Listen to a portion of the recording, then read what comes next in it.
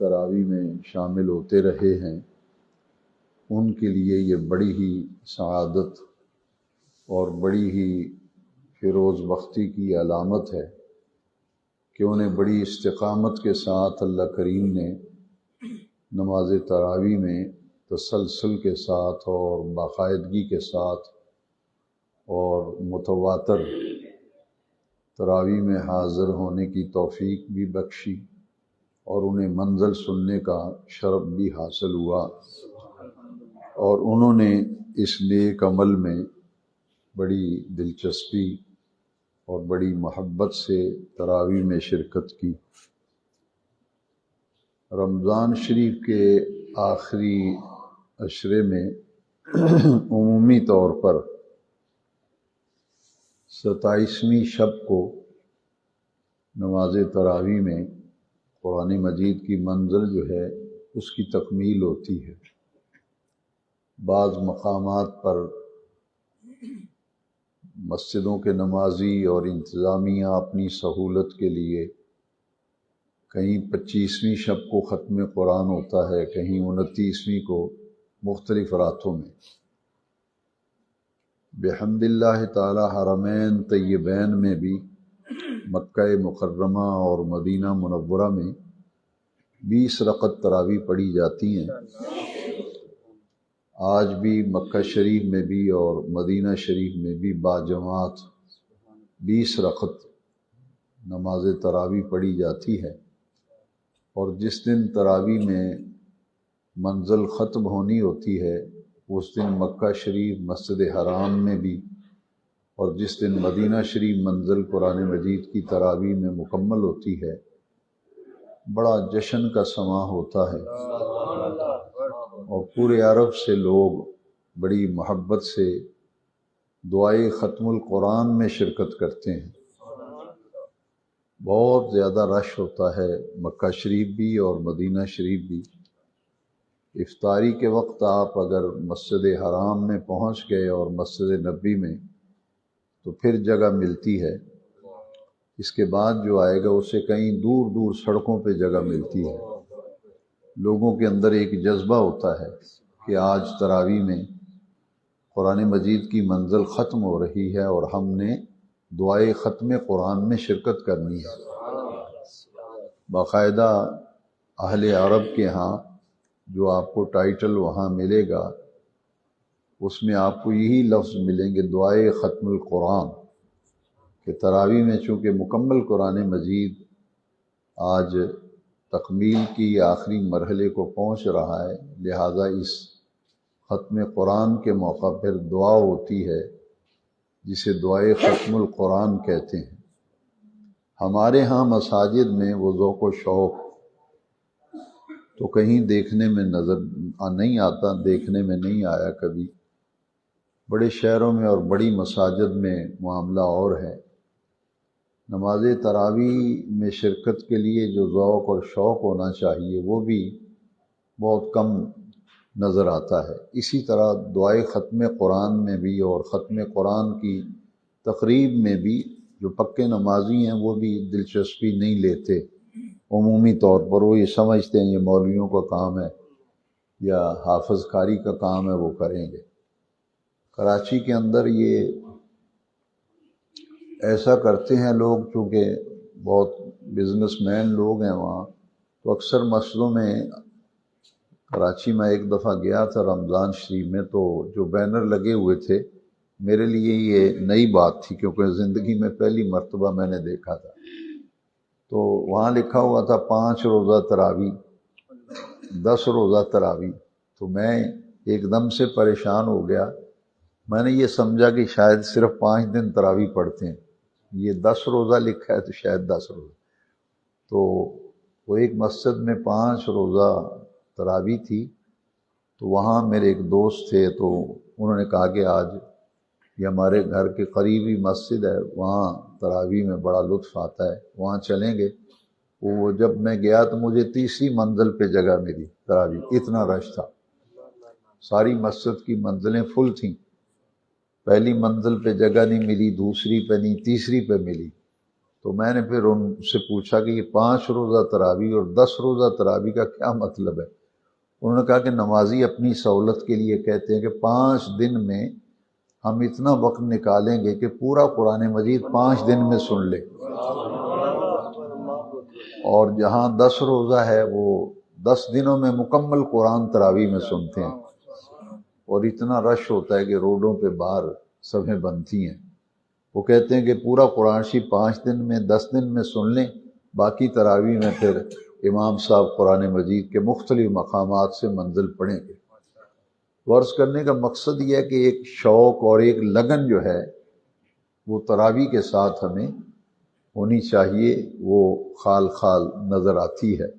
بہرحال یہ بڑی ایک مسرت کی بات ہے کہ اس مسجد میں تراویح میں جو قرآن مجید کی منزل پڑھی گئی یہ 29ویں شب مکمل ہو جائے گی۔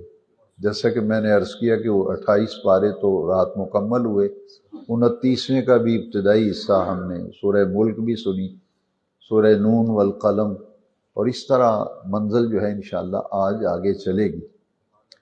تو 27ویں کو تراویح میں مکمل ہو جائے گی قرآن مجید کی منزل۔ اس میں 2 چیزیں ہوتی ہیں، یہ میں صرف تربیت کے لیے عرض کرتا ہوں تاکہ اگر توجہ نہیں ہے تو توجہ ہو جائے۔ اس میں یہ ہوتا ہے کہ جو امام صاحب تراویح پڑھاتے ہیں وہ بڑی محنت کا کام ہے۔ اعتراض کرنا تو بالکل آسان ہوتا ہے نا، کہ ہم جو بھی منہ میں آتا ہے کہہ دیتے ہیں۔ یہ قرآن مجید کوئی آسان چیز نہیں ہے کہ اسے محنت کے بغیر، اس کے لیے عمریں لوگ لگا دیتے ہیں، قرآن مجید پوری عمر قرآن مجید کی خدمت میں لگا دیں۔ تو بڑی دن میں 3 دفعہ کم از کم جو تراویح پڑھاتے ہیں 3 مرتبہ انہیں پوری منزل کو دیکھنا پڑتا ہے۔ پھر وہ کسی شاگرد کا انتخاب کرتے ہیں، کسی حافظ قرآن کا جو پوری منزل سنتا ہے، اور پھر وہ پڑھتا ہے تو تراویح پڑھانے والے سنتے ہیں، اس طرح سے منزل پختہ ہو جاتی ہے۔ تو یہ بڑی محنت کا کام ہوتا ہے اور بڑی یہ خدمت ہوتی ہے تسلسل کے ساتھ قرآن مجید، کیونکہ کسی کتاب کا دنیا میں کوئی حافظ نہیں ہے۔ حافظ آپ کو ملیں گے تو صرف قرآن مجید، اور یہی اس کے کلام الہی ہونے کی دلیل ہے قرآن۔ اس لیے جو ختم قرآن کی محفل ہوتی ہے، تقریب ہوتی ہے، اس میں ہماری عدم دلچسپی ہے، ہم دلچسپی نہیں رکھتے۔ تو اس میں 2 باتیں ہوتی ہیں، ایک تو یہ ہے کہ یہ اس رات قرآن مجید کا نزول ہوا، انا انزلناہ فی لیلۃ القدر، لہذا اکثر مقامات پر آپ کو ٹائٹل نظر آئے گا جشن نزول قرآن، جشن نزول قرآن۔ وہ لوگ جو جشن عید میلاد النبی منانے کو شرک کہتے ہیں، کوئی بدعت کہتا ہے، وہ بھی اپنی مسجدوں میں جشن نزول قرآن مناتے ہیں۔ ان کے ہاں باقاعدہ اشتہار چھپتے ہیں، بڑے بڑے ٹائٹل ہوتے ہیں جشن نزول قرآن۔ تو میں نے جمعے میں کل عرض کیا تھا کہ ایک قرآن ہے، ایک صاحب قرآن ہے۔ یا تو قرآن سینوں میں محفوظ ہے یا صاحب قرآن کی پوری زندگی، پوری حیات محفوظ ہے، اس قدر محفوظ ہے۔ میں نے مثال دے کے کل ایک حدیث شریف سنائی تھی کہ جس نے کسی یتیم کے سر پہ ہاتھ رکھا، اس پر شفقت کی اور اس کی پرورش اور تربیت اچھے طریقے سے کی، تو حضور نے اپنی دونوں انگلیوں کو اس طرح ملایا تھا، فرمایا تھا میرے ساتھ جنت میں اس طرح ہوگا جس طرح یہ 2 انگلیاں ملی ہوئی ہیں۔ یہ بیان اس لیے کیا تھا اور آج پھر دوبارہ عرض کر رہا ہوں مضمون کی تقویت کے لیے کہ حضور کی یہ ادا بھی محفوظ ہے کہ حضور نے ایسے انگلیاں ملائی تھیں۔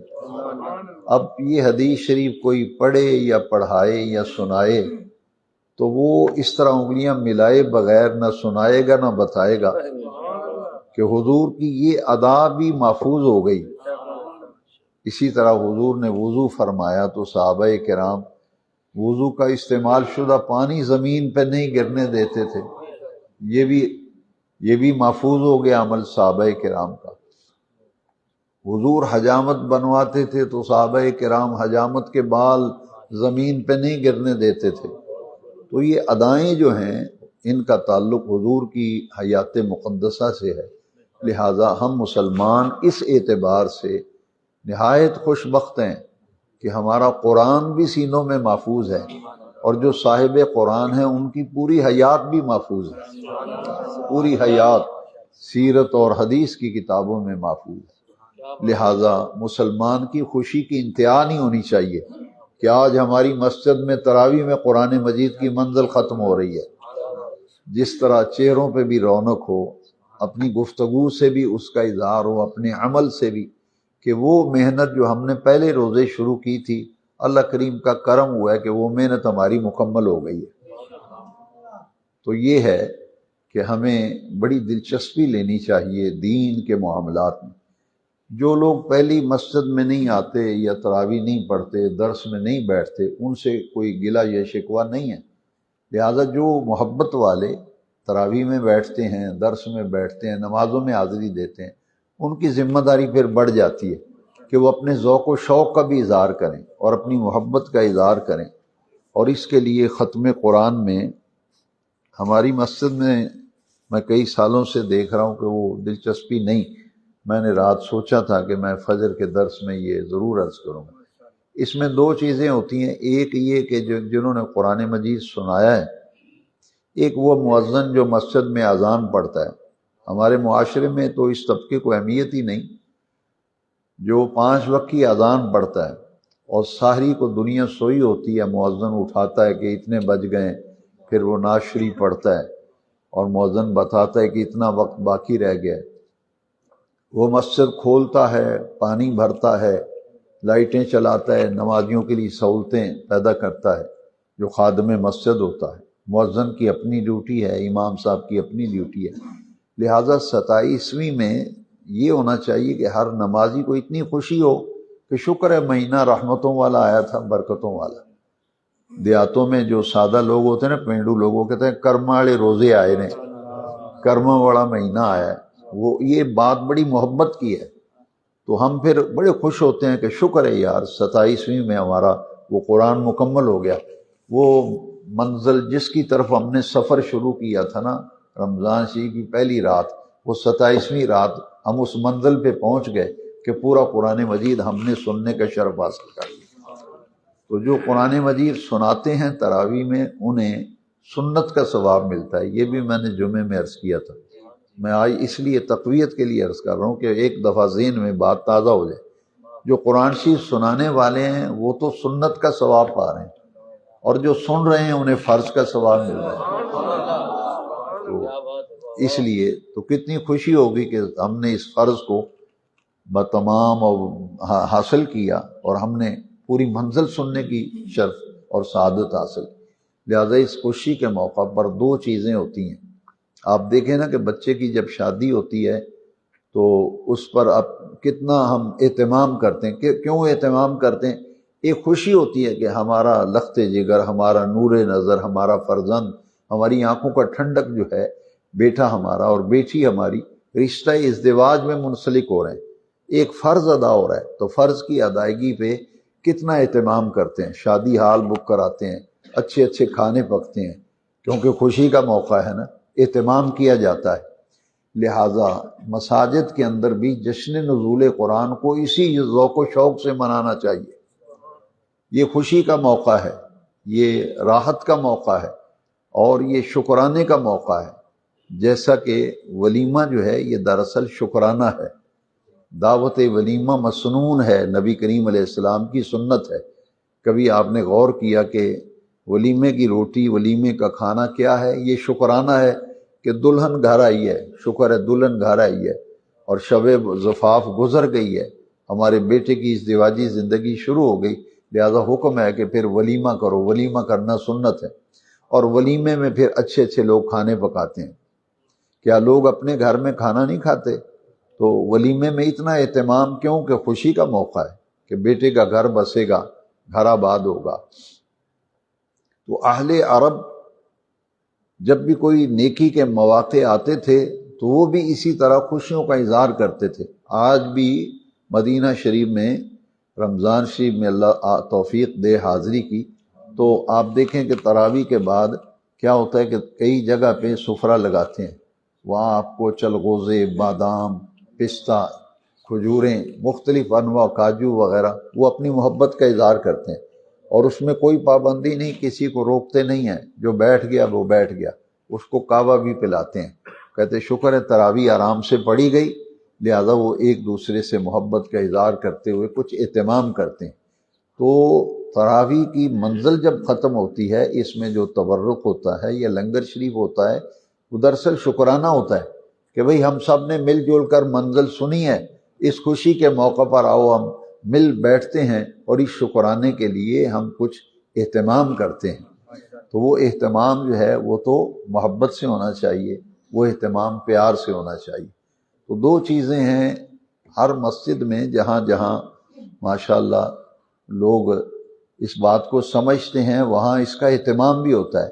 وہ باقاعدہ 27ویں کے دن مسجد کے خادم کی الگ خدمت کرتے ہیں، مؤذن کی الگ خدمت کرتے ہیں، اور اسی طرح جو بھی قاری صاحب نماز پڑھاتے ہیں، تراویح پڑھانے والوں کی الگ خدمت کرتے ہیں، اور اس کے لیے باقاعدہ یہ ہوتا ہے کہ ان کے لیے کپڑوں کے جوڑوں کا اہتمام، ان کے مٹھائی کے، یہ نہیں کہ ان کے پاس کپڑے نہیں پہننے کے لیے یا انہوں نے کبھی مٹھائی کھائی نہیں، یہ ہوتا ہے کہ اظہار محبت ہوتا ہے، خوشی کا موقع ہوتا ہے۔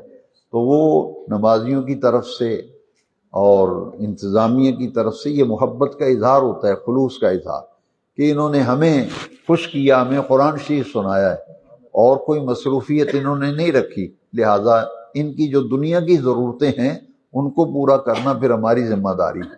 لہٰذا اس موقع پر ایک تو یہ ہے کہ ہر نمازی، جو میں نے مسجد کی انتظامیہ کو پہلی دفعہ کہا ہے، میں کبھی ان کے کاموں میں مداخلت نہیں کرتا، لیکن میں نے ضروری سمجھا، میں نے کہا کہ یہ کچھ باتیں جو ہیں ان میں اصلاح کی ضرورت ہے۔ میں نے کہا کہ آپ باقاعدہ نا ایک کاپی رجسٹر لے کے بیٹھیں، اور جو آدمی آپ کو ختم قرآن میں تعاون کرتا ہے، حصہ ڈالتا ہے، باقاعدہ اس کا نام لکھیں کہ اس نے یہ قاری صاحب کی خدمت کی ہے، یا اور یہ تبرک کے لیے الگ ہے۔ ہم نے تو اپنے والد صاحب رحمۃ اللہ علیہ کے دور سے، بچپن سے میں وہاں دیکھتا ہوں، وہاں یہی طریقہ ہے کہ وہ 21ویں روزے مسجد کی جو انتظامیہ کے دوست ہیں، وہ جب نماز عشاء کے جو فرض پڑھے جاتے ہیں، سنتیں اور نفل پڑھ لیتے ہیں، تراویح سے پہلے وہ کمیٹی والے بیٹھ جاتے ہیں، 2 کاپیاں، 2 آدمی بیٹھتے ہیں رجسٹر لے کے، اس میں نمازی کوئی انہیں بار بار کہنا نہیں پڑتا، کیونکہ سالہ سال سے معمول ہے، تو لوگ از خود آتے ہیں، کہتے ہیں یہ قاری صاحب کی خدمت ہے، اور یہ مؤذن اور خادم سب کی جو خدمت کرنی ہے یہ اس مد میں ہے، اور یہ تبرک کے لیے الگ ہے۔ وہاں پھر 2 خانے بناتے ہیں، یہ تبرک کے لیے لنگر شریف کے لیے، اور یہ خدمت مساجد کے اندر کام کرنے والے عملے کی۔ تو اس طرح سے ہر نمازی ذوق و شوق سے، سال کے بعد یہ موقع ہوتا ہے جشن نزول قرآن اور ختم قرآن، یہ بہت بڑی بات ہے کہ اس میں ہمیں پورے رمضان شریف میں تراویح میں منزل سننے کا شرف ملا ہے، تو اس موقع پر خوشی کا اظہار کریں، اپنی محبت کا اظہار کریں، جشن نزول قرآن بھی منائیں، لیلۃ القدر کی برکتیں بھی حاصل کریں، نوافل پڑھیں، ذکر اذکار کریں، تلاوت کریں، صدقات و خیرات کریں، اور اس موقع پر مسجد کی الگ خدمت کرنی چاہیے، کیونکہ سال کے بعد یہاں فیصل آباد میں جو جھنگ بازار میں مرکز ہے ہمارا اہل سنت کا، وہاں 27ویں کو پورے سال کا لوگ جو ہیں پورے سال کے لیے مسجد کی خدمت جمع کرا دیتے، انہیں کہتے ہیں یہ سالانہ معاون ہے، سالانہ، پورا سال پھر نہ ان سے کوئی چندہ مانگتا ہے نہ انہیں کہتا ہے، وہ خطیر رقم، بڑے بڑے تاجر لوگ ہیں وہ پھر خطیر رقم پیش کرتے ہیں، یہ جی ہماری سالانہ معاونت ہے مسجد کی۔ تو اس طرح سے میں یہ چاہتا تھا کہ یہاں بھی اللہ کریم توفیق دے تو ہم مسجد کی خدمت کے لیے اور ماحول کو اچھا کرنے کے لیے جہاں تک ہو سکے ہم اپنا کردار ادا کریں۔ تو جب تک ختم قرآن کی محفل نہیں ہوتی، روزانہ تراویح میں یہ سلسلہ جاری رہے گا، اور تمام نمازی حضرات اس میں دلچسپی لیں اور بھرپور تعاون کریں، تاکہ یہ جو خوبصورت ماحول اور خوبصورت ہماری کیفیت مسجد کی اور نمازیوں کی تعداد اور ذوق و شوق اس میں اللہ تعالیٰ مزید برکت اور وسعت عطا فرمائے۔ آج کے درس میں رات کی تراویح میں چونکہ بہت پیاری منزل، ہر منزل ہی پیاری ہے، مگر اس اعتبار سے کہ ایک مقام ایسا گزرا ہے کہ قرآن مجید کے تمام مقامات میں سے سورہ حشر کی آخری 3 آیتیں جو ہیں، سورہ حشر کی آخری 3 آیتیں، ان میں اللہ تبارک و تعالیٰ کے صفاتی نام جس کثرت سے بیان کیے گئے ہیں، پورے قرآن مجید میں سب سے زیادہ صفاتی نام اللہ تعالیٰ کے سورہ حشر کی آخری 3 آیتوں میں۔ باقی پورے قرآن میں صفاتی نام ہیں، مختلف جگہوں پہ مختلف، اللہ کریم کے اسماء الحسنہ انہیں کہتے ہیں، اسماء الحسنہ اللہ کے صفاتی نام، تو وہ قرآن مجید میں مختلف مقامات پر ہیں، مگر یہ بڑی ایک پیاری اور روحانی کیفیت کو بیدار کرنے والی بات ہے کہ ایک سورہ حشر کی آخری 3 آیتوں میں اللہ تبارک و تعالیٰ کے صفاتی ناموں کو بڑے اہتمام کے ساتھ ایک جگہ اکٹھا ذکر کیا گیا۔ اس کے پڑھنے میں بھی بڑا سرور آتا ہے، اس کے سننے میں بھی بڑا سرور آتا ہے۔ تو ان صفاتی نام پر میں تھوڑی سی بات کروں گا، لیکن اس سے قبل سورہ حشر کی جو آیت نمبر 18 ہے، اس میں بڑا پیارا مضمون آیا ہے جس کا تعلق میری اور آپ کی عملی زندگی سے، عملی زندگی سے۔ دیکھیے کتنی پیاری آیت کریمہ میں تعلیم ہے، یا ایھا الذین آمنوا اتقوا اللہ، اے ایمان والو اللہ تعالیٰ سے ڈرتے رہو، وَلْتَنْظُرْ نَفْسٌ مَا قَدَّمَتْ لِغَدٍ، ہر شخص کو دیکھنا چاہیے کہ اس نے کل قیامت کے لیے آگے کیا بھیجا ہے۔ یہ بڑی گہرائی میں، یعنی کہ ہمارے سروں کے اوپر سے بات نہ گزرے۔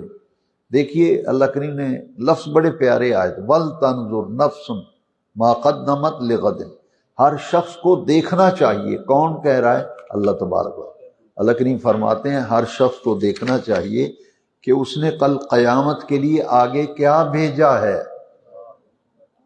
وَاتَّقُوا اللَّهَ، اور اللہ تعالیٰ سے ڈرتے رہو، ان اللہ خبیر بما تعملون، بلا شبہ اللہ تعالیٰ خوب باخبر ہے جو کچھ تم کرتے ہو۔ اس میں بڑی ایک پیارا نقطہ ہے، وہ یہ ہے کہ ہر ایمان والے کو ایک تو اللہ تعالیٰ سے ہر وقت ڈرتے رہنا چاہیے۔ پچھلے درس میں بھی خشیت الہی اور خوف الہی پر میں ساتھ ساتھ بتاتا رہا ہوں۔ تو ایک تو یہ ہے کہ ہمیں اپنا محاسبہ کرنا چاہیے، اللہ سے خوف اور اللہ کا تقوی کا ایک یہ مفہوم ہے کہ ہم اپنے اعمال کا ہمیں محاسبہ کرتے رہنا چاہیے۔ ہمارے عمل جو ہیں ان کو ہمیں دیکھتے رہنا چاہیے کہ ہمارے عملوں میں، ہماری عملی زندگی میں کہاں کہاں خرابی ہے، تو جہاں جہاں خرابی ہے اسے درست کرنا اور اپنے اعمال کا محاسبہ کرنا۔ اور دوسرا یہ ہے کہ ہم نے یہ دنیا جو ہے یہ تو دار العمل ہے، اور آخرت جو ہے وہ دار الجزا ہے۔ تو اس دار العمل میں رہ کر ہم نے دار الجزا کے لیے آگے کیا بھیجا ہے، کیا بھیجا ہے۔ یعنی میں نے ایک درس میں عرض کیا تھا کہ دنیا میں جو کمائیں بنائیں گے وہ دنیا میں رہ جائے گا، جو نیک عمل کریں گے وہ ساتھ جائیں گے، وہ ساتھ جائیں گے۔ اس کی مثال ایسی ہے کہ جس ملک میں آپ رہتے ہیں وہاں کی کرنسی اگر آپ کے پاس ہوگی تو وہ چلے گی، دوسری کرنسی وہاں نہیں چلتی۔ جیسے پاکستان کا پیسہ لے جائیں، آپ حج کرنے جاتے ہیں نا لوگ، تو اگر وہ پاکستانی آپ نوٹ لے کر دکان پہ جائیں گے آپ کو کوئی سودا نہیں دے گا، وہ کہے گا بھئی ریال لاؤ، یہاں تو ریال چلتا ہے۔ تو بزرگوں نے اس آیت کی تفسیر میں لکھا ہے کہ آخرت کی کرنسی جو ہے وہ نیک اعمال ہے، آخرت کی کرنسی نیک اعمال ہے، باقی کرنسی کمائی یہاں رہ جائے گی، نیک اعمال ساتھ جائیں گے۔ تو اللہ کریم نے فرمایا تم میں سے ہر شخص کو دیکھنا چاہیے کہ اس نے کل قیامت کے لیے آگے کیا بھیجا ہے۔ تو دنیا کی یہ ہماری زندگی جو ہے اس کے 2 حصے ہیں، یہ اس آیت میں یہ معلوم ہوا کہ ہماری زندگی کے 2 حصے ہیں، اور ہماری زندگی 2 حصوں پر مشتمل ہے۔ ایک حصہ دنیاوی ہے اور دوسرا حصہ اخروی ہے، ایک دنیا کی زندگی، ایک آخرت کی زندگی۔ لہذا دار العمل میں ہم جو عمل کرتے ہیں اسی کی جزا ہم آخرت میں اللہ تعالیٰ کی بارگاہ سے ہمیں اس کا بدلہ ملے گا۔ جیسا کہ نبی کریم علیہ السلام نے فرمایا الدنیا مزرعۃ الآخرہ، دنیا آخرت کی کھیتی ہے، یعنی دنیاوی زندگی کی مثال ایک کھیت سے دی ہے کہ کھیت میں جو آپ مرضی کاشت کریں یہ آپ کی مرضی پر منحصر ہے، جو آپ کاشت کریں گے وہی فصل اٹھا لیں گے۔ اب آپ کی مرضی ہے نیکی کا بیج ڈالنا ہے یا برائی کا بیج ڈالنا ہے۔ لہٰذا دنیا کی زندگی میں جیسا ہم عمل کریں گے اسی عمل کی جزا جو ہے ہمیں آخرت میں مل جائے گی۔ تو نبی کریم صلی اللہ علیہ وسلم کی ایک حدیث شریف ہے، حضور نے فرمایا یہ دنیا اس شخص کے لیے بہترین گھر ہے جو اس دنیا سے اپنی آخرت کے لیے توشہ تیار کرتا ہے۔ فرمایا کہ اس شخص کے لیے دنیا بہترین گھر ہے جو اس دنیا میں رہ کر اپنی آخرت کے لیے کچھ سامان تیار کرتا ہے آخرت کی بہتری کے لیے۔ لہٰذا اس آیت میں قیامت کے لیے کل کا لفظ استعمال ہوا ہے، غدن، کل، وَلْتَنْظُرْ نَفْسٌ مَا قَدَّمَتْ لِغَدٍ، کہ کل کے لیے کیا بھیجا ہے۔ تو یہاں کل سے مراد کیا ہے؟ قیامت کا دن۔ تو اللہ کریم نے کل کا لفظ قیامت کے لیے اس آیت میں استعمال فرمایا۔ اس میں ایک اشارہ یہ ہے جس طرح کل کا آنا یقینی ہے اسی طرح قیامت کا آنا بھی یقینی ہے۔ تو اسے ایمان بالآخرت کہتے ہیں، اس پر بھی میں نے 2-3 درسوں میں بیان کیا ہے۔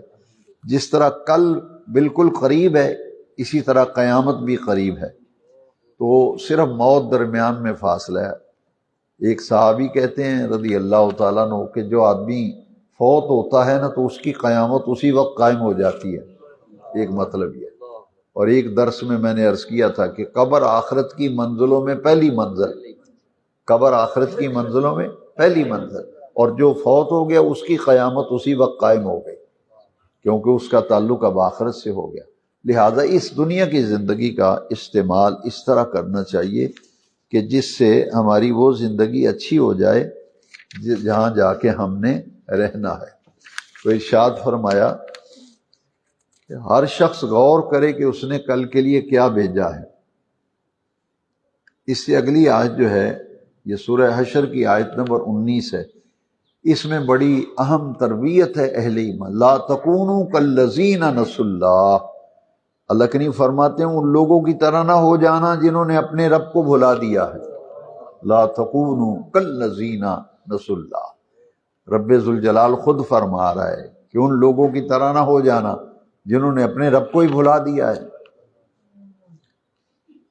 فَأَنْسَاهُمْ، تو جنہوں نے اپنے اللہ کو بھلا دیا تو اللہ تعالیٰ نے انہیں اپنی جانوں سے بھلا دیا، وہی لوگ نافرمان ہیں۔ اولئک هم الفاسقون، یہ لوگ نافرمان ہیں جنہوں نے اپنے رب کو بھلا دیا ہے۔ اور اللہ کریم نے فرمایا تم ان لوگوں کی طرح نہ ہو جانا جنہوں نے اپنے رب کو بھلا دیا ہے۔ جنہوں نے اپنے رب کو بھلا دیا ہے وہ نافرمان لوگ ہیں اور وہ خود فراموش ہیں، وہ خود فراموش ہیں۔ انہیں سزا کیا ملتی ہے کہ پھر ان کو اپنی آخرت بھول جاتی ہے، اپنی عاقبت بھول جاتی ہے، نفع نقصان کا نہیں پتہ چلتا، خیر اور شر کا نہیں پتہ چلتا۔ یہ سزا ملتی ہے کہ انہوں نے رب کو بھلایا ہے تو ان کی ایسی بدتر زندگی ہو جاتی ہے، انہیں نہ نیکی کا پتہ ہے، نہ برائی کا پتہ ہے، نہ خیر کا پتہ ہے، نہ شر کا پتہ ہے۔ لہٰذا مومن کی زندگی جو ہے وہ مثالی ہونی چاہیے۔ اب وہ آیات آ رہی ہیں جن میں یہ صفاتی نام آ رہے ہیں نا، لیکن اس سے پہلے اللہ کریم نے فرمایا لو انزلنا هذا القرآن على جبل لرأيته خاشعا متصدعا من خشیۃ اللہ، کہ یہ قرآن اگر ہم کسی پہاڑ کی چوٹی پہ نازل کرتے تو وہ اللہ کی خشیت سے پاش پاش ہو جاتا۔ تو قرآن تو کہاں نازل ہوا ہے؟ حضور کے دل انور پر۔ یہ خود قرآن میں لکھا ہے نزل علی قلبک، پہاڑ تو ریزہ ریزہ ہو جائے لیکن جس دل پر قرآن اترا ہے اس دل کو تو کچھ نہیں ہوا۔ لو انزلنا هذا القرآن على جبل لرأيته خاشعا متصدعا من خشیۃ اللہ، پہاڑ تو پاش پاش ہو جاتا لیکن حضور کے قلب انور کو کچھ نہیں ہوا۔ اس کی وجہ کیا ہے؟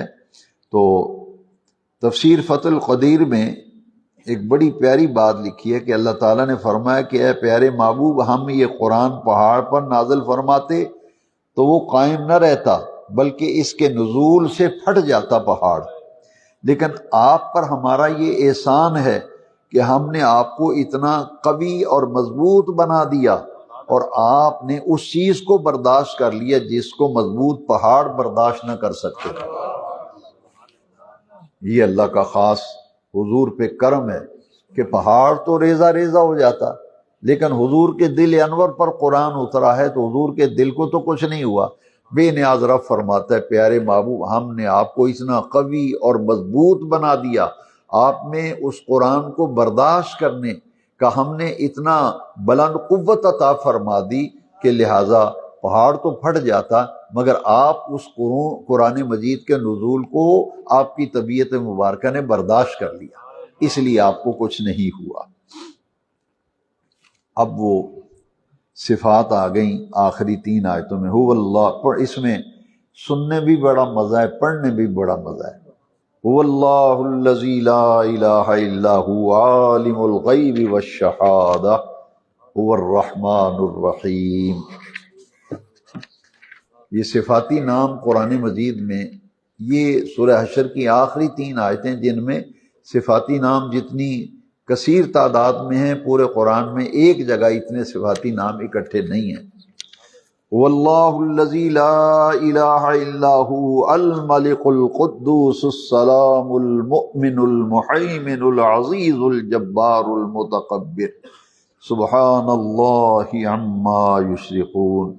واللہ الخالق البارئ المصور له الاسماء الحسنى یسبح له ما فی السماوات والارض وهو العزیز الحکیم۔ تو یہ سورہ حشر کی آخری 3 آیتیں زبانی یاد کرنی چاہیے اور اسے ایک ایک مرتبہ صبح و شام پڑھ لینا بے شمار برکتوں کا حامل ہے۔ اب اس میں جو صفاتی نام اللہ کریم کے آئے ہیں ان پر مختصر سا میں ان کا ترجمہ عرض کرتا ہوں۔ یہ اللہ جو ہے یہ ہمارے رب کریم کا اسم ذات ہے، یہ صرف اللہ کریم کی ذات کے ساتھ خاص ہے، کسی اور کے لیے یہ لفظ نہیں بولا جاتا، یہ صرف رب کریم کے لیے ہے۔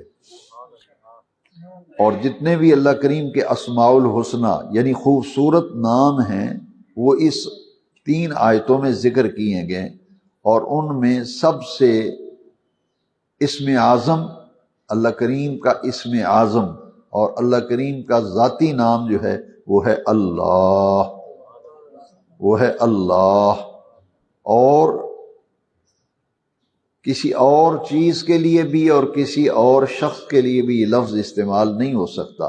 اللہ تعالیٰ صرف ایک ہے اور اس کا ذاتی نام یعنی اللہ بھی منفرد ہے، یعنی اس کی کوئی جمع نہیں، لفظ اللہ کی کوئی جمع نہیں ہے، یہ صرف اسی کی ذات کے ساتھ خاص ہے۔ اور یہ تمام اسماء الحسنہ کا جامع ہے، جتنے بھی اللہ کے صفاتی نام ہیں جب لفظ اللہ بولا جاتا ہے تو اس میں اللہ کریم کی ساری صفتیں آ جاتی ہیں، یہ تمام صفاتی ناموں کا جامع ہے۔ حضرت جابر بن زید نے تفسیر قرطبی میں فرمایا کہ اللہ تعالیٰ کا اسم اعظم جو ہے وہ اللہ، اللہ وہ ہستی ہے جس کی عبادت کی جائے۔ در حقیقت اللہ تعالیٰ کے سوا کوئی ایسی ہستی نہیں ہے جو عبادت کے لائق ہو، عبادت کے لائق صرف اللہ کی ذات ہے۔ حضرت رابعہ بصریہ کا 2 قول بڑے پیارے ہیں۔ حضرت رابعہ بصریہ فرماتی ہیں اے میرے رب، میں تجھ سے دوہری محبت کرتی ہوں، میں تجھ سے دوہری محبت کرتی ہوں، ایک تو یہ کہ تو میرا محبوب ہے اور دوسری یہ کہ تو اس قابل ہے کہ تجھ سے محبت کی جائے۔ دوسری جگہ حضرت مائی رابعہ بصریہ فرماتی ہیں کہ اے اللہ، مجھے تیری عزت اور ذات کی قسم، میں جنت کے لالچ یا دوزخ کے ڈر سے تیری عبادت نہیں کرتی، ہمارے ہاں جو تصور ہے کہ جنت ملے گی، دوزخ سے بچ جائیں گے، جو اللہ والے ہیں ان کا مقام ذرا اوپر درجے میں ہوتا ہے۔ حضرت رابعہ بصریہ کہتی ہیں یا اللہ میں تیری عبادت کرتی ہوں، اس لالچ میں نہیں کرتی کہ مجھے جنت ملے، نہ اس میں کہ میں دوزخ سے مجھے ڈرتی ہے میں دوزخ سے بچ جاؤں، اس لیے میں تیری عبادت نہیں کرتی۔ تو پھر عبادت کیوں کرتی ہیں؟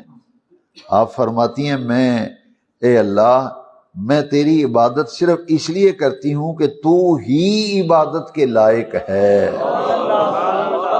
عبادت کے لائق ہی تو ہے، تیرے سوا تو عبادت کے لائق ہی کوئی نہیں، اس لیے نہ مجھے جنت کے لالچ میں عبادت کرتی ہوں، نہ دوزخ کے ڈر سے عبادت کرتی ہوں، میں تو تیری عبادت اس لیے کرتی ہوں کہ تیری ذات وحدہ لا شریک ہے، تو ہی عبادت کے لائق ہے، اس لیے میں صرف تیری عبادت کرتی ہوں، تیرے سوا دنیا میں کسی کی عبادت نہیں۔ یہ ہے اہل ایمان کا نمایاں عقیدہ، یہ حضرت رابعہ بصری ان کا قول جو ہے۔ اب اس میں هو اللہ الذی لا الہ الا ہو، وہ اللہ ہے کہ اس کے سوا کوئی عبادت کے لائق نہیں، عالم الغیب والشہادہ۔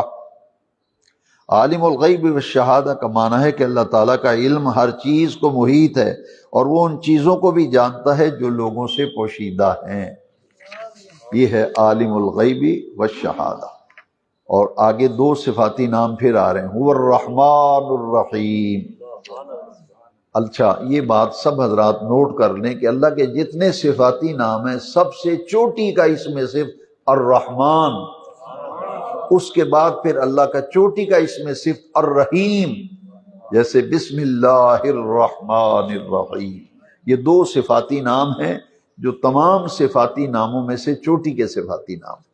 رحمان، جس طرح لفظ اللہ کسی پہ نہیں بولا جا سکتا، اسی طرح رحمان کا لفظ بھی کسی پہ نہیں بولا جا سکتا۔ جیسا کہ یہ دیکھیے کہ جن لوگوں کئی لوگ نام ہوتے ہیں کہتے ہیں رحمان کی بات، رحمان ادھر آؤ، تو یہ کہنا ٹھیک نہیں ہے، یا تو عبد الرحمن یا فضل الرحمن، کوئی نہ کوئی اضافت ساتھ ہونی چاہیے، کیونکہ رحمان صرف اللہ کے لیے بولا جا سکتا ہے، اللہ کے سوا کسی کے لیے رحمان کا لفظ استعمال نہیں ہوتا۔ لہٰذا یہ جو بچوں کے نام رکھتے ہیں نا، صرف رحمان نام رکھنا یہ ٹھیک نہیں ہے، عبد الرحمن رکھیں، فضل الرحمن نام رکھیں جن میں اضافت ہو۔ تو یہ رحمان اور لفظ اللہ یہ صرف اللہ کی ذات کے ساتھ خاص ہے، کسی اور کے لیے استعمال نہیں ہو سکتے۔ تو رحمان اور رحیم یہ دو صفاتی نام آئے ہیں نا، تو دونوں مبالغے کے صیغے ہیں، یعنی رحمان کا معنی ہے اتنا بڑا مہربان کہ اس سے زیادہ مہربان ہونے کا تصور نہ کیا جا سکے، اس لیے رحمان کا لفظ اللہ تعالیٰ کے علاوہ کسی اور پر نہیں بولا جاتا۔ اللہ تعالیٰ سب سے بڑا ہے، اس کی رحمت اور اس کے غضب پر غالب ہے، تو اس لیے رحمان اللہ کے صفاتی ناموں میں سے چوٹی کا اسم صفت ہے۔ اسی طرح رحیم اللہ تبارک و سب سے زیادہ رحم فرمانے والا رحمان اور نہایت مہربان، یہ رحیم کا معنی ہے کہ اللہ سے بڑا کوئی مہربان نہیں ہے۔ اس کے بعد اللہ کا صفاتی نام آیا ہے الملک، کہ ساری مخلوق کا مالک اللہ ہے، وہ اپنی مخلوق میں ہر قسم کے تصرف کا اختیار رکھتا ہے۔ اور ایک اسم صفت ہے القدوس، القدوس کا معنی ہے ہر عیب اور نقص سے پاک۔ یہ جب اللہ کریم کے اسماء کا ذکر کیا جاتا ہے تو سبوح قدوس یہ دونوں صفاتی نام ملا کے پڑھے جاتے ہیں۔ سبوح سب سے زیادہ پاک ذات پوری کائنات میں اللہ تبارک و تعالیٰ کی ہے، وہ ہر عیب سے، ہر نقص، ہر خامی سے اس کی ذات پاک ہے۔ السلام یہ بھی اللہ کا صفاتی نام، اس لیے بزرگوں نے لکھا ہے جو آدمی اکثر بیمار رہتا ہو وہ یا اللہ ہو یا سلاموں کا وظیفہ کرے، یا اللہ ہو یا سلام۔ سلام اللہ کا اسم صفت ہے، اس کا معنی ہے سلامتی والا، اور وہ اپنے بندوں کو سلامتی دینے والا ہے۔ المؤمن اپنے دوستوں کو عذاب سے امن دینے والا ہے، جو اللہ کی یاد میں محو رہتے ہیں، اس کے ذکر میں محو رہتے ہیں، اللہ انہیں اپنا دوست بنا لیتا ہے، تو پھر اللہ تعالیٰ انہیں دوزخ کے عذاب سے امن دینے والا ہے المؤمن المحیمن، ہر چیز پر نگہبان، اپنے بندوں کے اعمال پر اللہ تعالی نگہبان ہے اور اس سے کوئی چیز غائب نہیں ہے۔ یہ اللہ تعالیٰ کے صفاتی نام۔ العزیز، جیسے یا عزیز و یا اللہ، سلسلہ قادریہ میں پنج گنج قادریہ فجر کی نماز کے بعد 100 مرتبہ پڑھا جاتا ہے یا عزیز و یا اللہ، یا عزیز و یا اللہ۔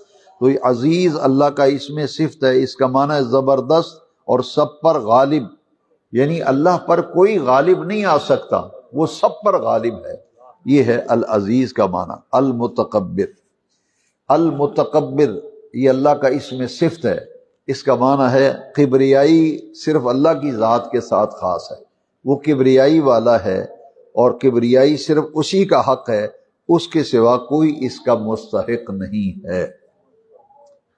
تو یہ، اور آگے پھر اگلی آیت میں جو صفاتی نہ هو اللہ الخالق البارئ المصور له الاسماء الحسنى، خالق تمام چیزوں کو پیدا کرنے والا، اللہ خالق کل شیء، خالق کا معنی ہے ہر چیز کو پیدا کرنے والا، الباری عدم سے وجود میں لانے والا، ایک چیز وجود میں ہی نہیں تھی، اللہ کریم اسے وجود میں لے آیا، تو لہٰذا اللہ کا اسم صفت باری۔ المصور اپنے ارادے کے مطابق شکلیں بنانے والا، مصور کا معنی ہے اپنے ارادے سے شکلیں بنانے، هو الذی یصورکم فی الارحام کیف یشاء، وہ جیسے چاہے تمہارے ماں کے شکموں میں تمہاری شکلوں کو متشکل کرتا ہے۔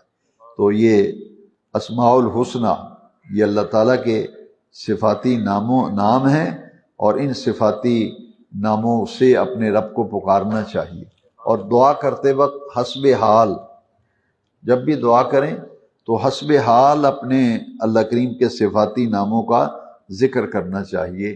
مثلا اگر روزی کے لیے دعا کرنی ہے تو جیسے اللہ کا اسم صفت ہے رزاق، رزاق رازق بھی اللہ کی صفت ہے اور رزاق بھی، یا رازق یا رزاق، یہ روزی دینے والا، شفا دینے والا اللہ تعالیٰ ہے، شافی الامراض یا شافی الامراض۔ تو ہر دعا کے وقت جو دعا سے مناسبت رکھتا ہو اس میں صرف وہی استعمال کرنا چاہیے۔ شفا کے لیے دعا مانگیں تو اللہم یا شافی الامراض ہے جی۔ اسی طرح جو بھی اگر اسباب نہیں پیدا ہو رہے تو یا مسبب الاسباب، یہ صفاتی نام ہے اللہ تعالیٰ کے، دعاؤں میں انہی ناموں سے اپنے رب کو یاد کرنا چاہیے۔ اللہ تبارک و تعالی ہمیں اپنی ذات کا عرفان عطا فرمائے اور نور قرآن سے اللہ ہمارے سینوں کو منور فرمائے۔ الصلاۃ والسلام علیک یا سیدی یا رسول اللہ وعلا آلک واصحابک یا سیدی یا حبیب اللہ۔ یہ 27ویں کے ختم کے لیے یہ مسجد کی انتظامیہ کو جمع کرا، یہ ختم شریف کے لیے پیش کیے انہوں نے 27ویں کے، تو اللہ تعالیٰ قبول فرمائے۔ اللہم صلی علی سیدنا و مولانا محمد وعلی آل سیدنا و مولانا محمد وبارک وسلم وصلی علیہ۔ ربنا آتنا فی الدنیا حسنہ وفی الآخرۃ حسنہ وقنا عذاب النار وادخلنا الجنۃ مع الابرار یا عزیز یا غفار یا رب العالمین۔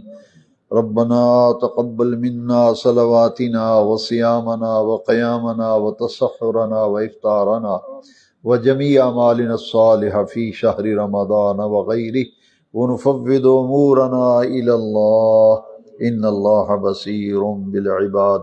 رب اغفر وارحم وأنت أرحم الراحمين، وصلى الله تعالى على حبيبه سيدنا ومولانا محمد وعلى آله وأصحابه أجمعين برحمتك يا أرحم الراحمين۔